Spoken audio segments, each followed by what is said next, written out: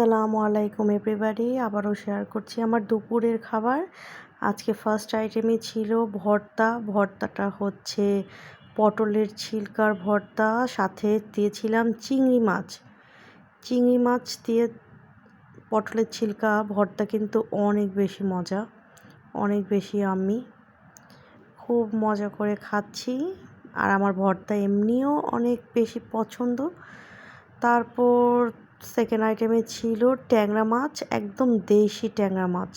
সেটাকে আলু দিয়ে দো পেঁয়াজার মতো করেছিলাম। আর সাথে দিয়েছিলাম কাঁচামরিচ। কাঁচামরিচটা আমি ডলে নিচ্ছি, কারণ যেহেতু তেমন একটা ঝাল আমি দেই না তরকারিতে। আমার শখের জামাই ঝাল খেতে পারে না, যার জন্য আমার কাঁচামরিচটা দিতে হয়, আমি যাতে ভাতের সাথে কাঁচামরিচটা ডলে খেতে পারি। এই তো আমি একটা ফার্স্ট বাইট ট্যাংরা মাছ তরকারির আর কি একটা ফার্স্ট বাইট বানিয়ে নিচ্ছি। এত বেশি আমি খুব বেশি মজা করে খাচ্ছি, আলহামদুলিল্লাহ। অনেক মজা হয়েছে তরকারিটা, সাথে কিন্তু ডালও ছিল।